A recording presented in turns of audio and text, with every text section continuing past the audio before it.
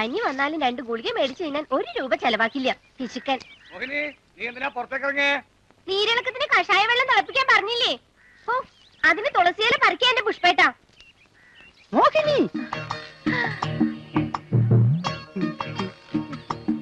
പിന്നെ വന്നോ? ഹായ്, ഇന്ന് പുറത്തേനുണ്ടോ?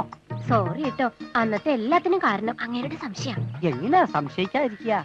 ഇതുപോലൊരു സുന്ദരിയെ കെട്ടിയവന് സംശയം ഉണ്ടായില്ലെങ്കിലേ അത്ഭുതമുള്ളൂ. ചുമ്മാ നാണിപ്പിക്കാതെ. ഞാൻ അത്ര സുന്ദരിയൊന്നല്ല കേട്ടോ. ആനക്കറിയില്ല ആനയുടെ വലിപ്പം. എന്തിനാ നല്ലത് പറഞ്ഞ നാവോണ്ട് തന്നെ എന്നെ എങ്ങനെ വേദനിപ്പിക്കണേ? വേദനിച്ചോ? എങ്ങനെ? എനിക്കിത്തിരി വണ്ണം കൂടിയതുകൊണ്ടല്ലേ എന്നെ ആനയെന്ന് വിളിക്കണേ. അയ്യോ, വണ്ണക്കാര്യമല്ല, ബുദ്ധിശക്തിയുടെ കാര്യമാ ഞാൻ പറഞ്ഞ. അല്ലേലും ഈ വണ്ണം ഈ കൊച്ചു സുന്ദരിക്ക് നല്ല ചേർച്ചയാ. ഒന്ന് പോകാം. ഹായ്, തുളസിയില്ല. ശോഭയ്ക്കാണോ? അല്ല, കഷായത്തിനാ. അങ്ങേർക്ക് പനി നീരടക്കം വന്ന് അകത്ത് കിടക്കുകയാണ്. ആവൂ, ആ ഇളക്കക്കാരൻ്റെ അകത്തുണ്ടോ? അപ്പൊ ഞാൻ പോവാ, എനിക്കല്പം ധൃതിയുണ്ടേ. വിടൂ വിടൂ വിടൂ മോഹിനി.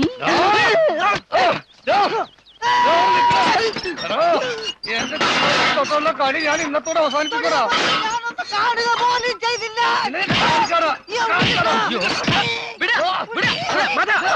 എന്താ പുഷ്പ ഇത്? മാധവൻ ഇന്നും എന്തെങ്കിലും അബദ്ധം കാണിച്ചോ? ഇയാളെ ഒരു ബുദ്ധിമോശക്കാരനായിട്ട് താൻ കണക്കാക്കിയാ മതി.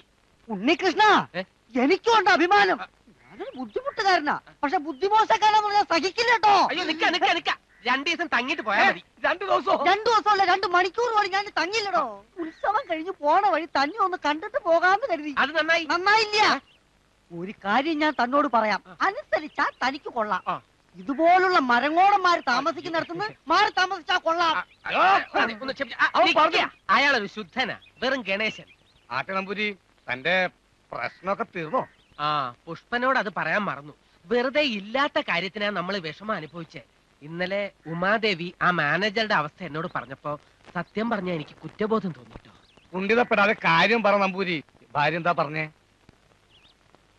ആ മാനേജർ ഇനി അധികകാലം ജീവിച്ചിരിക്കില്ല.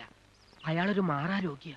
അയാള് മാറാരോഗ്യല്ല, കാമരോഗിയാ. എടോ, അയാള് രോഗിയാണെങ്കിൽ ആശുപത്രിയിൽ കിടന്ന് ചികിത്സിക്കാതെ ഈ പെണ്ണുങ്ങളെ കാറിക്കേറ്റ് ഇങ്ങനെ നടക്കുവോ?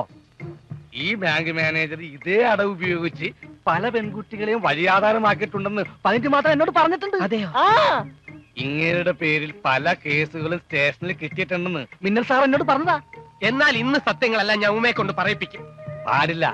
താൻ ചോദിച്ചാൽ അവര് സമ്മതിച്ച് തരത്തില്ല. പിന്നീടുള്ള അവരുടെ നീക്കങ്ങളെല്ലാം രഹസ്യമായിരിക്കും.